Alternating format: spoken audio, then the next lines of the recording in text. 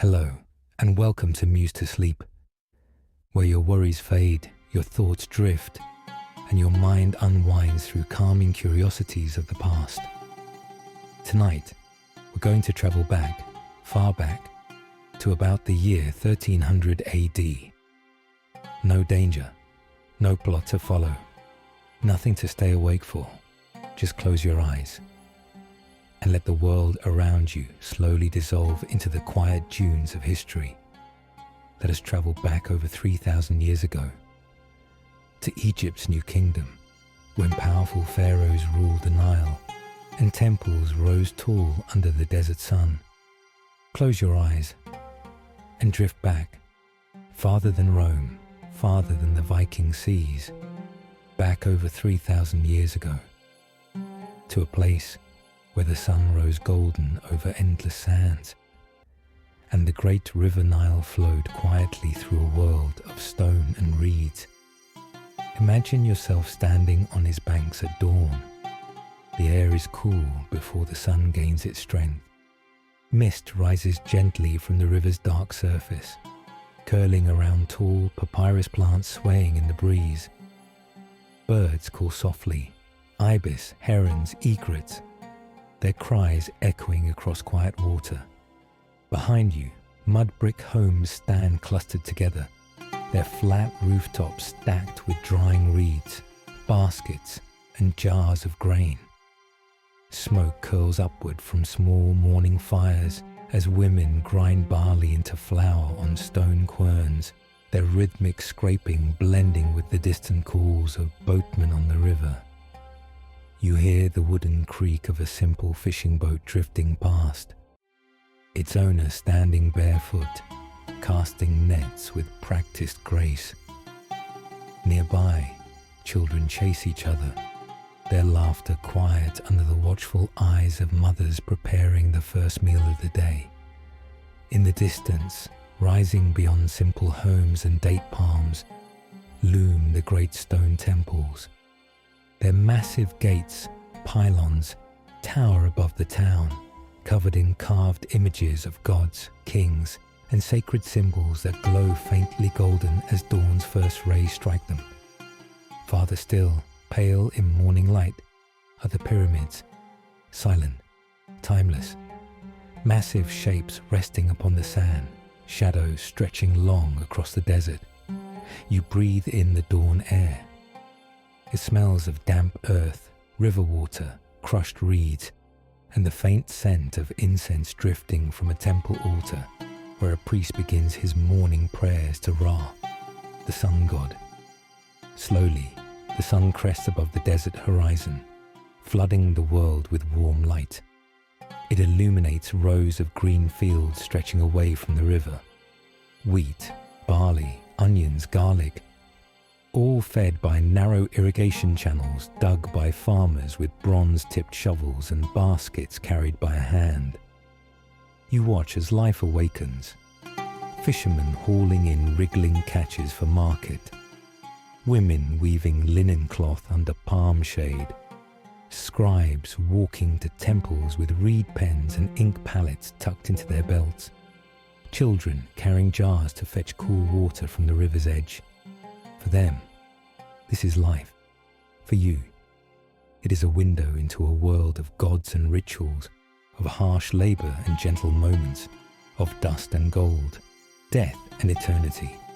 Tonight, as you drift into this story, we will discover why you, a person of comfort, clean water, medicine and machines, would not last a single day in ancient Egypt. We will begin with what they truly ate, the foods that sustained pharaohs and the farmers alike, and those that might turn your stomach before sunrise. Now, let us leave the quiet dawn and walk further into the heart of an Egyptian village, past homes of mud brick shaded with woven reed mats, past farmers gathering their morning tools, into the small market where food is sold, traded, and prepared. As dawn brightens the horizon and the market awakens, let us walk deeper into the world of ancient Egyptian food, because for them, eating was not simply nourishment, it was ritual, survival, and social order. Imagine yourself standing among rows of stalls shaded by woven reed canopies. The air is warm already, thick with the smell of dust, sweat, and roasting fish from clay ovens glowing hot near the river's edge. Vendors shout softly, calling out their wares in melodic Egyptian dialects carried on the morning breeze. Here, you would find baskets piled with onions, garlic, and leeks, their strong scents mixing with the sweetness of dates from the oasis, stacked high in clay jars. Women sit on woven mats, grinding barley and emmer wheat into flour with heavy stone querns, the rhythmic scrape-scrape blending with the soft morning breeze. Imagine kneeling down to look into their baskets.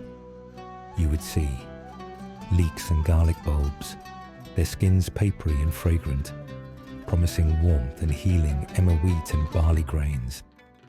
Some golden brown, some dusted with chaff, and some ground and baked into dense flatbreads, the foundation of every meal. Figs, plump and oozing nectar, attracting buzzing flies shooed away by straw fans. Dates, sticky and dark, packed tightly into clay jars lined with palm leaves to keep them soft in the desert heat. Lentils and chickpeas, boiled into thick stews flavored with garlic, herbs and onion. Fish from the Nile, tilapia, catfish and perch, dried in the sun or salted to last longer in the desert heat. But food was not always fresh or clean by modern standards. Women kneel at low stone querns, grinding barley into flour with rhythmic scrape-scrape sounds, their strong arms moving back and forth as they sing quiet morning songs to keep time. The flour is mixed with water, salt, and yeast from the air to make dense, sour barley bread. Some loaves are round and flat, baked on hot stones. Others are molded in clay pots into taller domes, their crust blackened and crisp from direct contact with coals. Imagine biting into one of these loaves. At first it tastes sour and earthy, dense against your tongue. Then you feel it.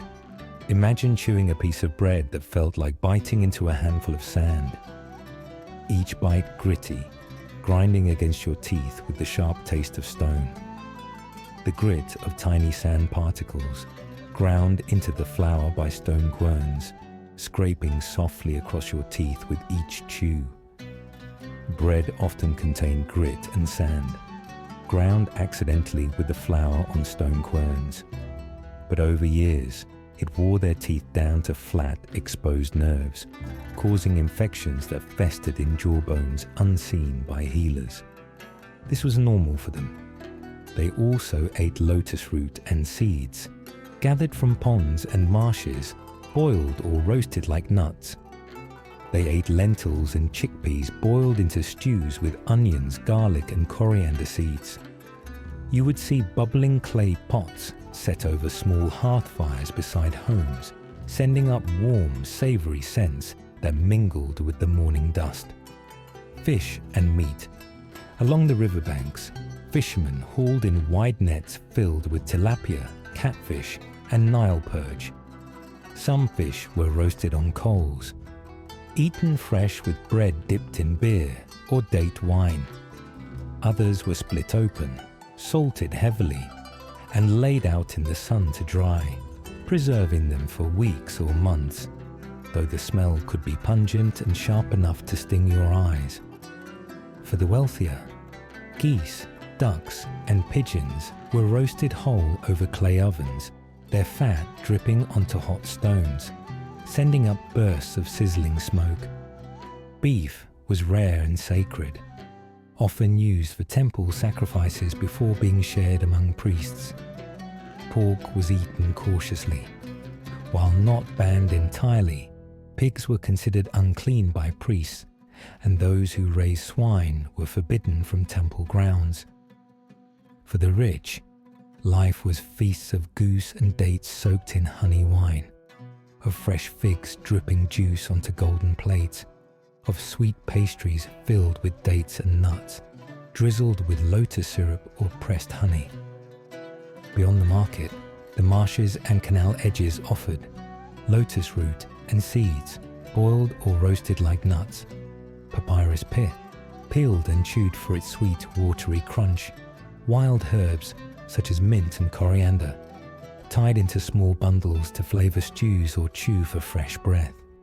The poor mostly ate what they could grow or gather.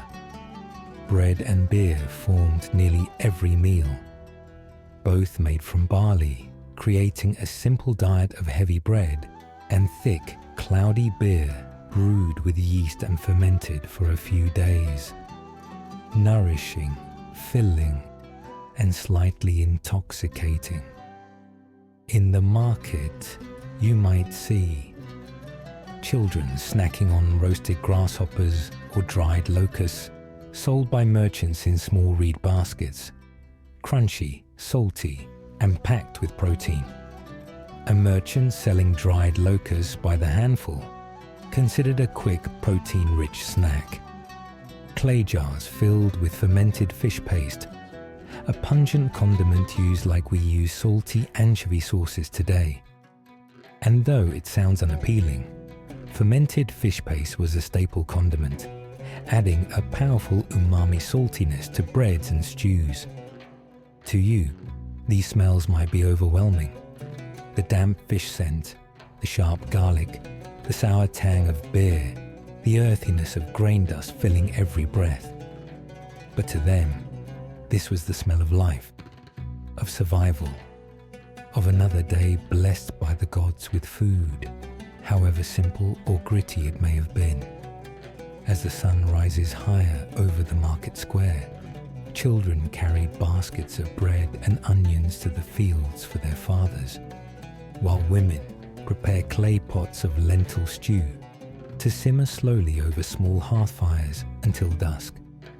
Tonight, as you drift toward sleep, imagine yourself sitting under a reed canopy in a bustling Egyptian market.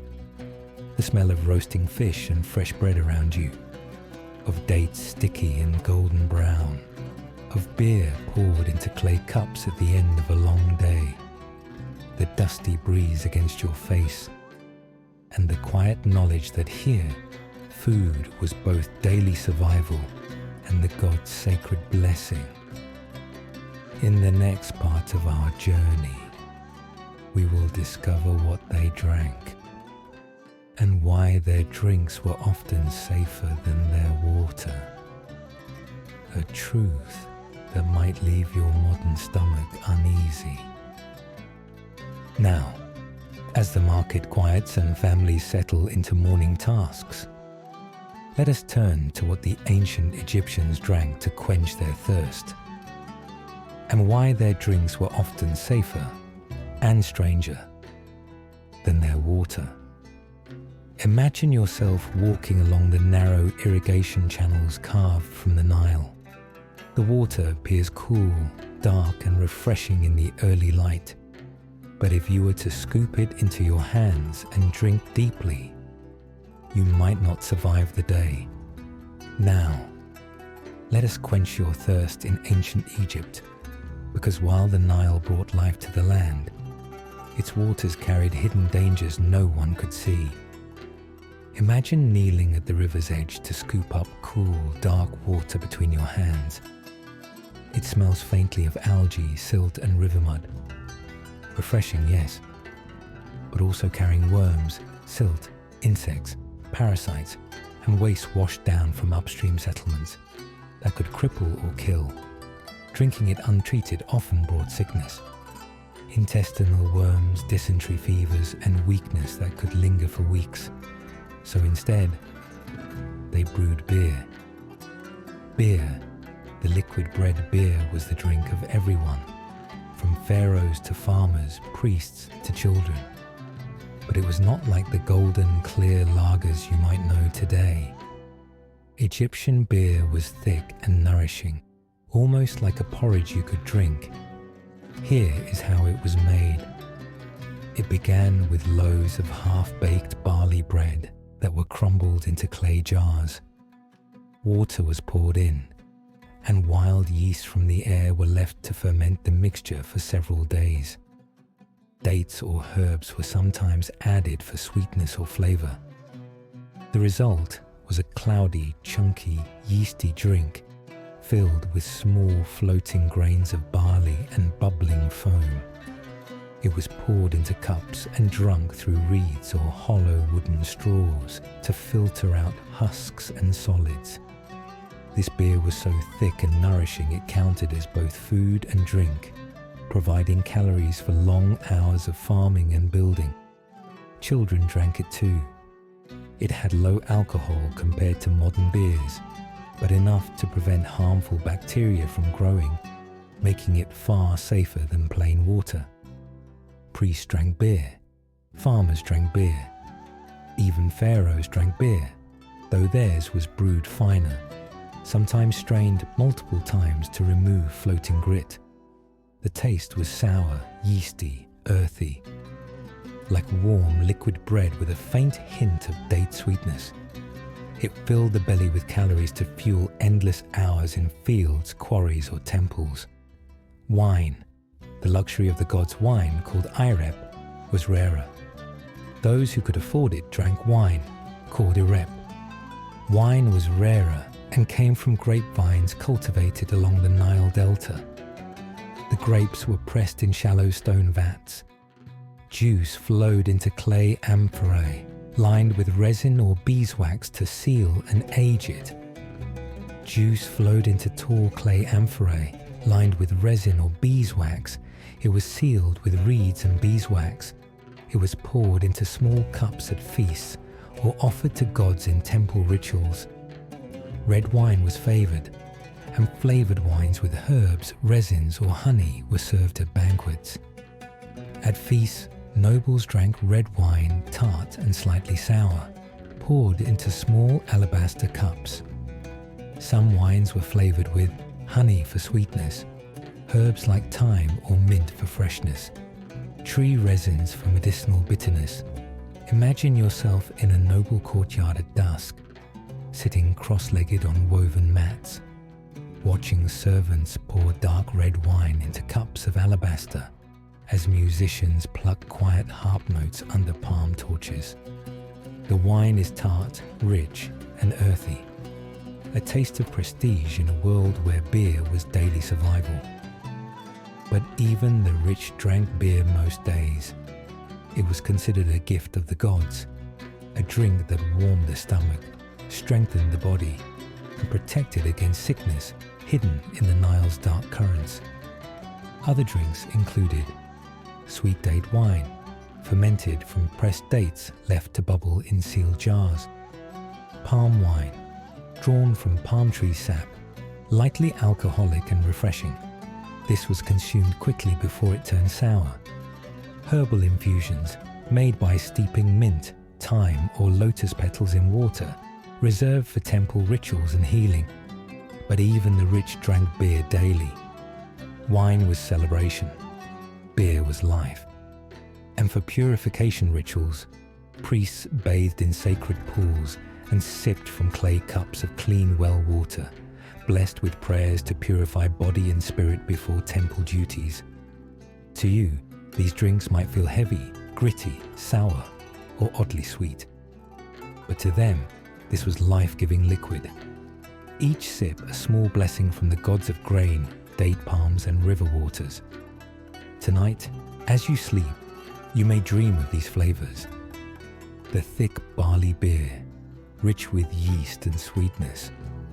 The tart grape wine sipped under flickering torchlight. The faint herbal water perfumed with lotus and mint. And the cool river breezes carrying incense and harp music under a crescent moon. And as we continue our journey, we will step into the world of their beliefs, gods, and visions of life after death. Because to the Egyptians, drink and food were only the beginning. The true meaning of life lay beyond this world. In the hidden chambers, of gods and spirits waiting in eternity. Now, let us leave the market stalls and quiet riverbanks and step into the temples and hearts of ancient Egypt, because for them, life was only half the journey. The other half lay hidden in the unseen world of gods, spirits, and eternal cycles. The gods of Egypt. Imagine standing before the towering gates of a temple at dawn. Massive pylons rise into the pink sky, covered in carvings of gods with animal heads, kings offering incense, and symbols of creation. To the Egyptians, gods were everywhere. In every gust of wind, every sunrise, every flood, every grain of sand slipping through their fingers. Ra, the sun god, sailed across the sky each day in a golden boat. At dusk, he descended into the underworld, fighting monstrous serpents and demons through the night to rise again at dawn. Without Ra's daily journey, the world would be swallowed by darkness forever. Osiris, lord of the underworld, once ruled as king on earth before being murdered by his jealous brother Set. Set cut Osiris into pieces and scattered them across the land. But Osiris's wife Isis gathered his parts, reassembled them, and breathed life back into him. Osiris became ruler of the afterlife, judging the souls of the dead with quiet, unyielding wisdom. Anubis, god of embalming, watched over mummification rituals. With the head of a jackal, he guided souls through darkness, protecting them from dangers lurking in the shadows between worlds. Thoth, the ibis-headed god of wisdom, kept the secrets of writing, time, and magic. He recorded every judgment, every prayer, every life lived under the sun. Maat, goddess of truth and justice, wore a feather in her headdress, the feather against which every human heart would be weighed. The creation myths Egyptians believed the world began in endless dark water called Nun. From this infinite sea rose a single mound of earth, the first land, upon which Ra emerged as the first light, illuminating all creation. Some myths say he created himself from his own thoughts, then created Shu, air, and Tefnut, moisture, who gave birth to Geb, earth, and Nut, sky. Nut stretched her star-covered body above the earth, arching protectively, while Geb lay below, covered in plants and life. Each day, Ra sailed across Nut's belly, bringing day to the world. Each night, Nut swallowed the sun, giving birth to it again each dawn. The afterlife journey. But the god's greatest influence was in death. When a person died, their body was prepared for the journey to the underworld. Duat. Organs were removed, preserved in canopic jars guarded by 4 protective gods. The body was dried with natron salts, then wrapped in linen amulets, prayers, and protective symbols to ensure safe passage. Imagine yourself lying in a cool, dark tomb. The air smells of resin, linen, and desert stone. Above you are painted ceilings of Nut, the sky goddess, her body covered in golden stars. In the afterlife, the soul traveled through Duat, facing gates guarded by serpents and demons, each requiring secret spells from the book of the dead to pass. At the end of the journey stood Osiris, ruler of the dead, seated on a great throne surrounded by lotus flowers and silent judges. Anubis would place the deceased's heart on one side of a golden scale, Maat's feather of truth on the other. If the heart was lighter or equal in weight, the soul was pure and allowed to enter Aru, the field of reeds, a paradise of green fields, endless harvests, cool breezes, and reunions with loved ones. But if the heart was heavy with lies and wrongdoing, it was thrown to Amit, the devourer, a monstrous creature part crocodile, lion, and hippopotamus. In one snap of her jaws, the soul ceased to exist for eternity. To Egyptians, life was preparation for death. They spent their days earning Maat's favor, living in balance, making offerings to gods, and speaking prayers to ensure their hearts remained light. Every sunrise was Ra's triumph over darkness. Every harvest was Geb's blessing. Every funeral was a journey home to Osiris, watched over by Anubis, recorded by Thoth, weighed by Maat. Tonight, as you rest under your own quiet sky, know that for thousands of years people lay under these same stars, praying for the sun to rise again, for their hearts to remain light, and for life to continue in the paradise of endless green fields. In the next part of our journey, we will explore the brutal realities of ancient Egypt, their punishments, daily hardships, and truths that might make you grateful to be in your own warm bed tonight. Now, let us step away from temples and myths and look into the harsher truths of daily life in ancient Egypt. Because while their world was filled with gods and beauty, it was also shaped by labor, discipline, and punishments that most today could not endure. Endless labor. Imagine waking before dawn each day, the air still cool from the desert night as you rise from your woven reed mat on a dirt floor. Your home is a single room of sun-baked mud brick, its walls cracked and dusty, its ceiling low and covered in soot from the family's small cooking fire. You walk barefoot to fetch water from the river, carrying heavy clay jars balanced on your shoulders.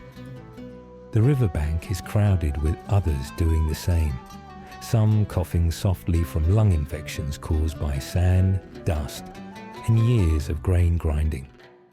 After water is fetched and a quick meal of bread dipped in beer is eaten, you begin your work.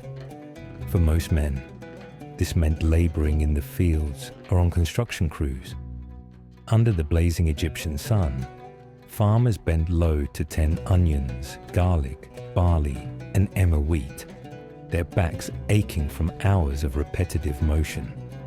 For builders, days were spent hauling limestone blocks, smoothing stone surfaces with copper chisels, carrying baskets of rubble away on thin ropes that cut into their shoulders.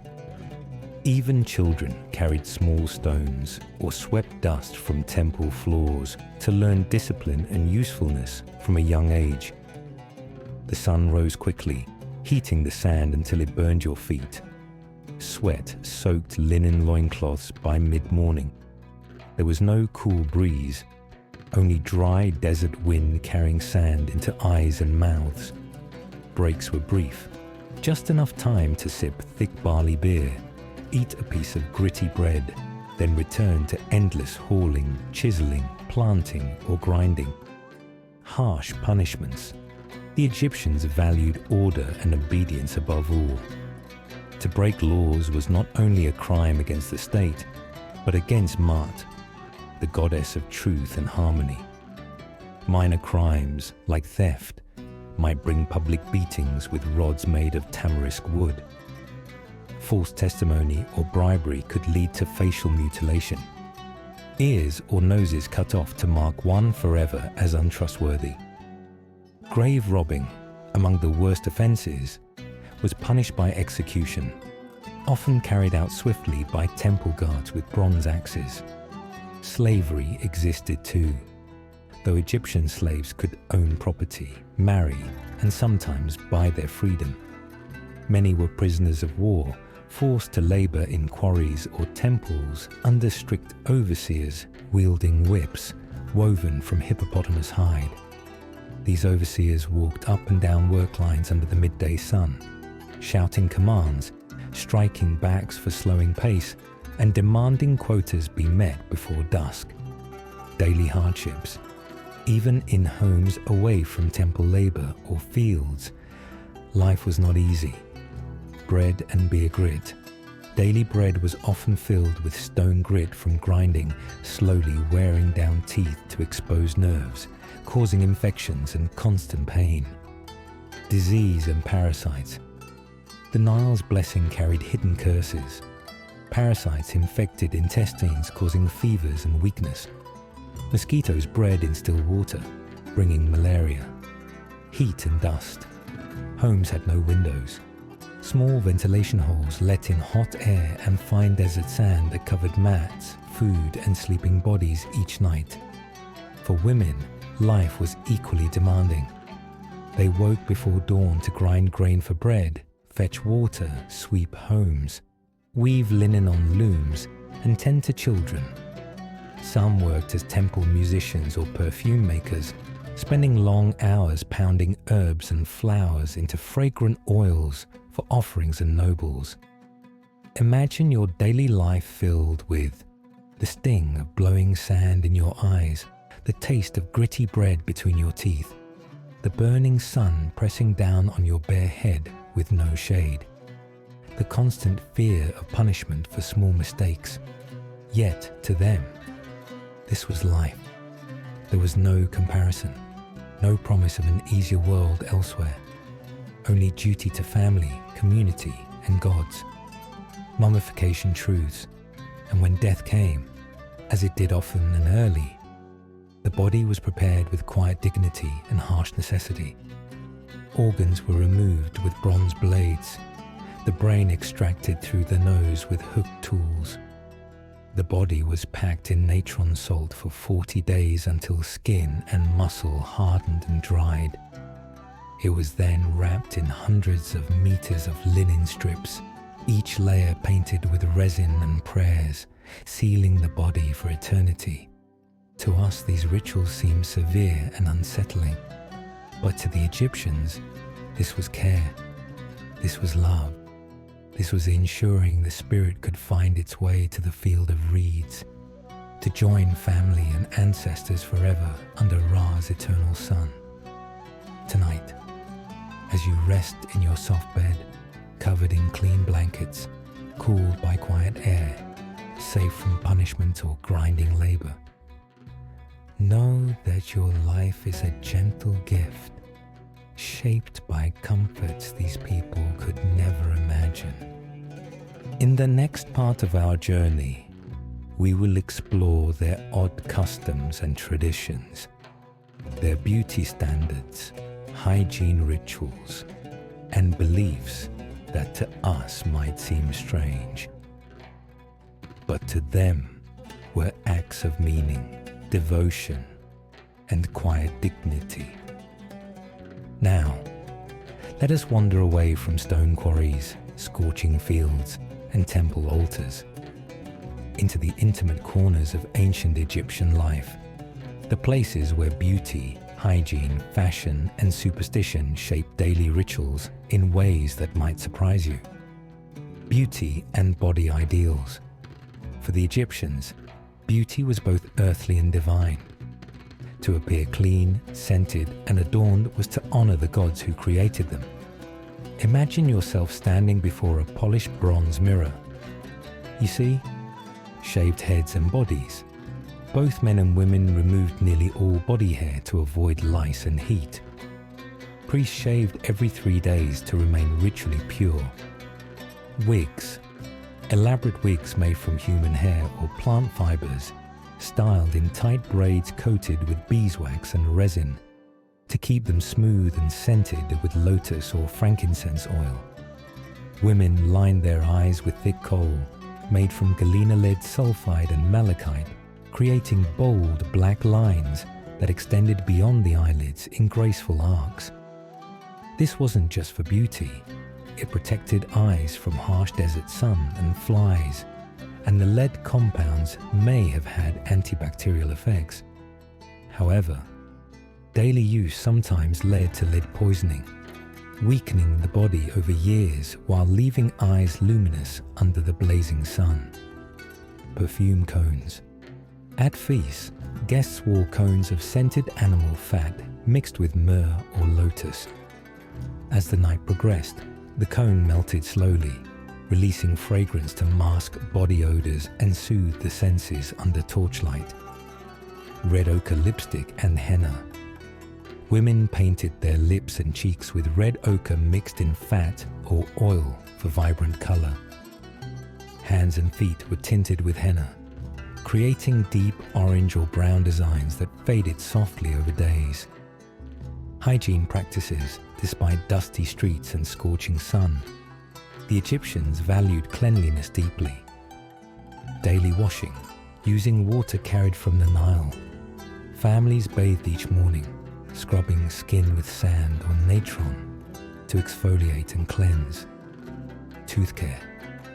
They brushed teeth with twigs frayed at one end and rinsed with mixtures of crushed rock salt, pepper and mint to freshen breath, though their gritty bread wore down teeth to expose nerves despite their efforts. Toilet customs. Homes often had simple clay pots in corner niches. Wealthier houses had limestone slab toilets draining into sand-filled pits that were emptied regularly by servants. Clothing and adornment. Egyptian clothing was simple yet elegant. Linen garments. Men wore short kilts tied at the waist, while women wore straight sheath dresses with straps. Linen was prized for its coolness and purity, woven finely for nobles to the point of near transparency. Jewelry. Everyone from farmers to pharaohs wore jewelry. Broad beaded collars of turquoise, carnelian, and faience glazed in bright blues and greens, gold bracelets and rings etched with protective symbols, amulets shaped like scarabs, ankhs, and eyes of Horus to ward off evil and bring luck.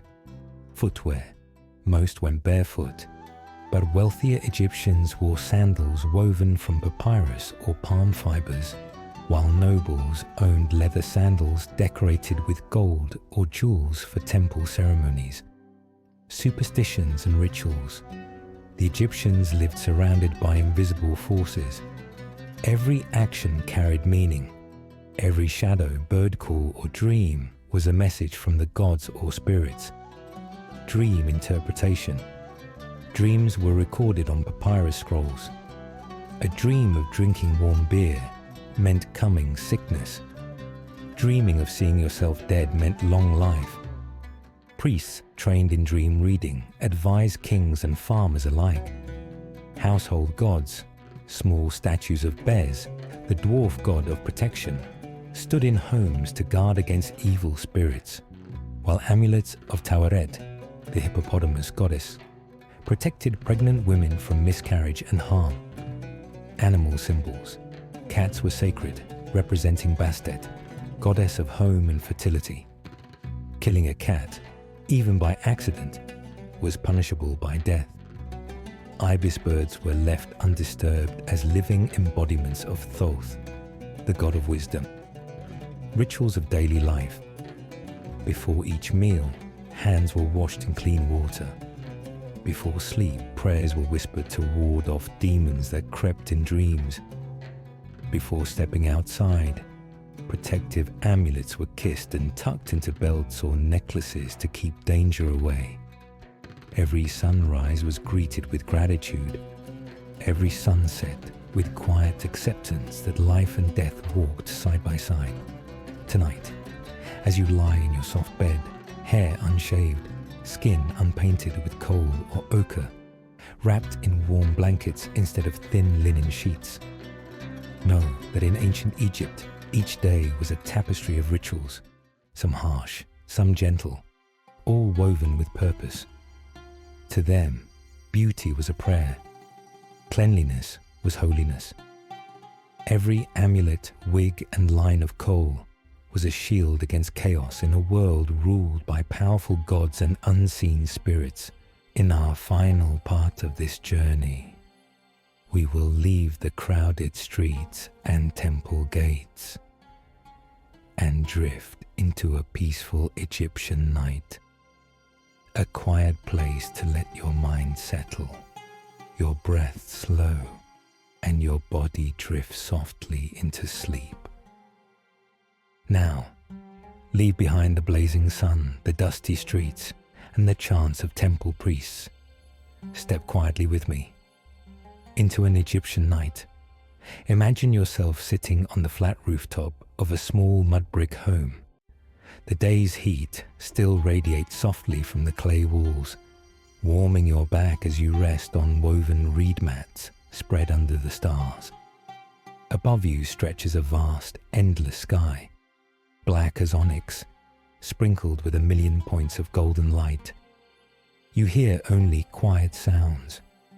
The gentle slosh of the River Nile as it winds past darkened fields, the soft rustling of palm fronds in a faint night breeze, the distant cry of an ibis flying low over moonlit water all around you.